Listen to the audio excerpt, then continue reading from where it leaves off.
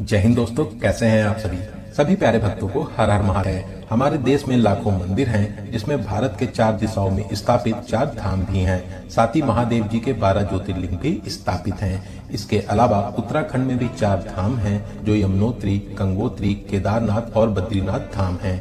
इन्हें मिनी 4 धाम कहते हैं। तो आज के इस खास और इंफॉर्मेटिव वीडियो में मैं आपको भगवान शंकर के 12 ज्योतिर्लिंगों में से एक और उत्तराखंड के 4 धामों में से सबसे प्रमुख धाम श्री केदारनाथ यात्रा की संपूर्ण जानकारी बताऊंगा।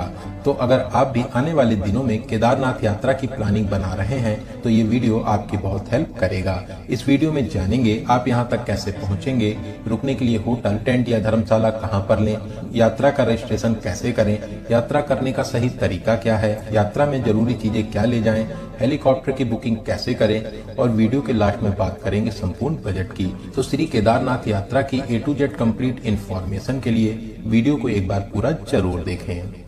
दोस्तों, इस साल 2025 में 4 धाम यात्रा 30 अप्रैल से शुरू हो रही है। यमुनोत्री और गंगोत्री जी के कपाट 30 अप्रैल को खुलेंगे। केदारनाथ जी के कपाट 2 मई और श्री बद्रीनाथ जी के कपाट 4 मई को खोले जाएंगे, जो करीब 6 महीने तक खुले रहेंगे। दोस्तों, इन 4 धामों में से केदारनाथ धाम की यात्रा सबसे कठिन होती है। साथ ही यहीं पर सबसे ज्यादा भक्त दर्शन करने के लिए आते हैं। तो चलिए फिर एकदम शुरू से शुरू करते हैं और जानते हैं आप यहाँ तक कैसे पहुँचेंगे। दोस्तों, हम लोगों की यात्रा शुरू होती है हरिद्वार या ऋषिकेश से। बात करें ट्रेन की तो हरिद्वार में वेल कनेक्टेड रेलवे स्टेशन है। इसके अलावा आप ट्रेन के माध्यम से ऋषिकेश भी जा सकते हैं। यहाँ से केदारनाथ धाम की दूरी 220 किलोमीटर रह जाती है। इस दूरी को आपको बाय रोड ही पूरा करना होता है।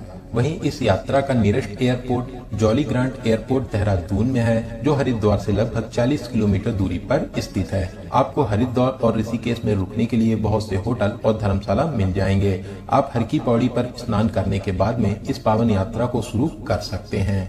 तो चलिए जानते हैं केदारनाथ तक जाने के लिए क्या क्या माध्यम रहते हैं। बात करें गवर्नमेंट बस की तो बसें ऋषिकेश से मिलती हैं, जो सुबह 3 बजे से शुरू हो जाती हैं और लास्ट बस 9 बजे तक ही मिलती है। आप कोशिश करिए एक दिन पहले ऋषिकेश आ जाएं और आते ही नेक्स्ट डे मॉर्निंग की बस की बुकिंग कर लीजिए। बस वाले इस 200 किलोमीटर दूरी के लिए 600 से 700 रुपए का चार्ज करते हैं। बस आपको केदारनाथ के सीतापुर बस स्टैंड पर ड्रॉप करती है, जो सोनप्रयाग से लगभग 1.5 किलोमीटर पहले पड़ता है। वहीं शेयरिंग टैक्सी आपको हरिद्वार बस स्टैंड के पास से मिलती हैं, जो रेलवे स्टेशन के सामने ही बना हुआ है। शेयरिंग टैक्सी में इस 220 किलोमीटर दूरी के लिए 1200 से 1500 रुपए चार्ज करते हैं। इसके अलावा प्राइवेट टैक्सी वाले एक साइड का 8000 से 10,000 रुपए का चार्ज करते हैं। दोस्तों, अगर आप 2 से 3 लोग हैं या फैमिली के साथ जा रहे हैं तो आपके लिए टूर पैकेज सबसे अच्छा ऑप्शन रहता है, क्योंकि बस सुबह जल्दी जाती है और बस की बुकिंग करने के लिए आपको एक दिन पहले आना भी होता है। पहाड़ी रास्तों को पार करते हुए बहुत ही शानदार सफर पूरा करके अब हम लोग पहुंच चुके हैं सोनप्रयाग। दोस्तों, कार या टैक्सी के माध्यम से आप सोनप्रयाग तक आ जाएंगे। यहीं पर मल्टी लेयर पार्किंग भी बनी हुई है। सोनप्रयाग केदारनाथ का पहला पड़ाव है। सोनप्रयाग से ही केदारनाथ यात्रा शुरू होती है। तो चलिए बात करते हैं रुकने के लिए आपको होटल कहाँ पर लेना चाहिए। दोस्तों, आप सोनप्रयाग, गौरीकुंड या सीतापुर में होटल ले सकते हैं। इसके अलावा सोनप्रयाग से करीब 20 किलोमीटर पहले फाटा, सिरसी या गुप्त काशी में भी रुक सकते हैं। इनकी स्टार्टिंग 2000 से 2500 में हो जाती है, लेकिन मई और जून में जब बहुत ज्यादा भीड़ होती है तो इनके रेट्स हाई भी हो जाते हैं। तो चलिए अब हम लोग सोनप्रयाग से आगे की यात्रा शुरू करते हैं। दोस्तों, आप सोनप्रयाग से जल्दी सुबह 3 से 4 बजे निकलें, जिससे आप केदारनाथ टाइम से पहुंच जाएं। सोनप्रयाग से गौरीकुंड तक 5 किलोमीटर के लिए यहाँ की गवर्नमेंट बुलेरो चलती हैं, जिसमें 50 से 70 रुपए देकर आप गौरीकुंड तक पहुंच जाएंगे। सोनप्रयाग से आप जितना लेट निकलेंगे, बुलेरो के लिए उतनी लंबी लाइन में लगना होगा। तो चलिए अब हम लोग आ चुके हैं गौरीकुंड। गौरीकुंड से ही आपकी केदारनाथ जी की पैदल यात्रा शुरू होती है। ऐसे तो इस यात्रा को 16 किलोमीटर का कहते हैं, लेकिन ये यात्रा 20 किलोमीटर की होती है। अगर आपको पैदल चलने में प्रॉब्लम है तो आप यहाँ पर घोड़ा, पिट्ठू या पालकी भी कर सकते हैं। सभी के फिक्स रेट हैं, जो बोर्ड पर लिखे हुए हैं। इसके अलावा चढ़ाई के दौरान भी बीच में घोड़ा और पिट्ठू मिल जाते हैं। आप चढ़ाई करते हुए जंगल चट्टी, भीमबली, रामबाड़ा, छोटी लिंचोली, बड़ी लिंचोली को पार करते हुए 8 से 10 घंटे में केदारनाथ बेस कैंप के पास में पहुंच जाएंगे। रास्ते में खाने पीने की सभी फैसिलिटीज मिलती हैं। इसके अलावा अगर आपको हेल्थ से रिलेटेड कोई भी परेशानी लगे तो जगह जगह पर क्लिनिक बने हुए हैं जहां से आप मेडिसिन ले सकते हैं। यहाँ पर सभी सुविधाएं फ्री में मिलती हैं।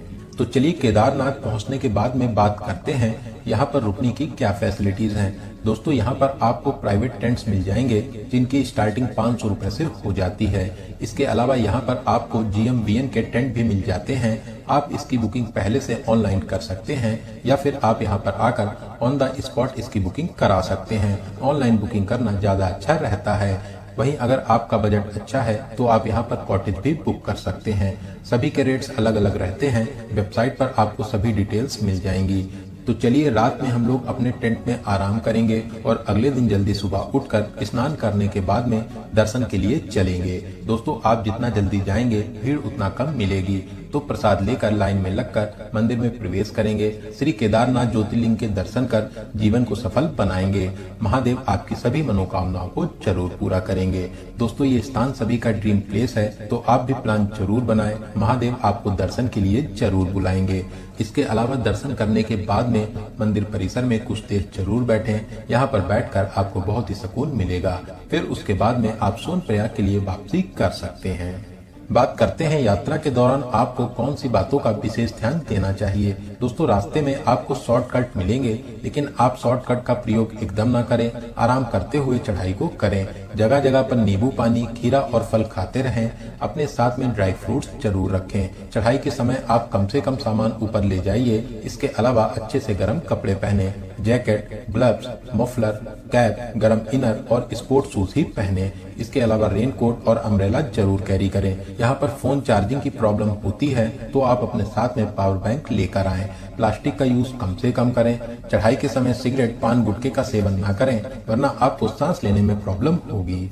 तो चलिए अब हम लोग बात करते हैं यात्रा के लिए रजिस्ट्रेशन कैसे करें। दोस्तों 4 धाम यात्रा के लिए रजिस्ट्रेशन जरूरी है। आप ऑनलाइन और ऑफलाइन दोनों तरीके से रजिस्ट्रेशन कर सकते हैं, लेकिन ऑनलाइन रजिस्ट्रेशन करना ज्यादा अच्छा रहता है क्योंकि ऑफलाइन में बहुत भीड़ होती है। आप उत्तराखंड की ऑफिशियल वेबसाइट या ऐप के माध्यम से रजिस्ट्रेशन कर सकते हैं। वहीं दोस्तों अगर आप चाहें तो पवित्र केदारनाथ जी की यात्रा हेलीकॉप्टर से भी पूरा कर सकते हैं। हेलीकॉप्टर आपको गुप्तकाशी, फाटा और सिरसी से मिलते हैं। आप ऑफिशियल वेबसाइट heliyatra.irctc.co.in के माध्यम से इसकी बुकिंग कर सकते हैं। दोस्तों आप एक बात का विशेष ध्यान रखें, ऑफिशियल वेबसाइट के अलावा किसी भी वेबसाइट या एजेंट के माध्यम से बुकिंग नहीं होती है। हर साल बहुत ज्यादा फ्रॉड होता है, तो आप ऑफिशियल वेबसाइट से ही बुकिंग कीजिए। अभी 2 मई से 31 मई तक की बुकिंग शुरू हुई है। अगले महीने की बुकिंग के लिए आप वेबसाइट से अपडेट लेते रहें।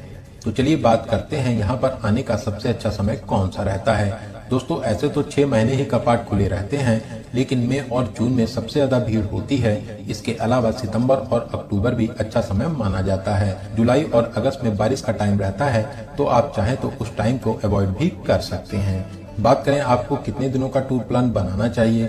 दोस्तों अगर आप हरिद्वार या ऋषिकेश से आने जाने का प्लान बनाते हैं और आप पैदल यात्रा करते हैं तो फिर आप 5 डेज और 4 नाइट का प्लान बना सकते हैं। इतने टाइम में आप बहुत ही अच्छे तरीके से इस पावन यात्रा को पूरा कर लेंगे।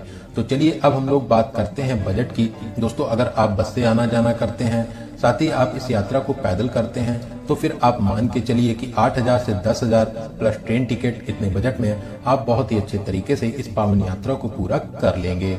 वहीं दोस्तों अगर आप बिना किसी परेशानी और बिना किसी भागा दौड़ी के बहुत ही अच्छे तरीके से इस यात्रा को पूरा करना चाहते हैं तो आपके लिए टूर पैकेज भी एक अच्छा ऑप्शन रहता है। तो दोस्तों यहाँ पर मैंने आपको श्री केदारनाथ जी की यात्रा से रिलेटेड हर एक छोटी बड़ी जानकारी को बहुत ही अच्छे और सही से देने की पूरी कोशिश की है। अगर फिर भी आपके कोई क्वेश्चन रह जाते हैं तो आप हमें कमेंट के माध्यम से पूछ सकते हैं। बहुत ही जल्दी आपके कमेंट का रिप्लाई दिया जाएगा। दोस्तों आप इस वीडियो को कहां से देख रहे हैं और आपको वीडियो कैसा लगा कमेंट बॉक्स में जरूर बताइएगा। अगर आपको वीडियो की जानकारी हेल्पफुल लगी हो तो अपने एक लाइक से हमें मोटिवेट जरूर करें। साथ ही साथ अपने सभी फ्रेंड्स और रिलेटिव में जरूर शेयर करें। ये दोस्तों अब मिलते हैं किसी ऐसे इन्फॉर्मेटिव वीडियोस में। तब तक आप अपना और अपने परिवार का बहुत ज्यादा ख्याल रखें। आपकी यात्रा सफल, सुगम और मंगलमय हो। जय हिंद, जय भारत, हर हर महादेव।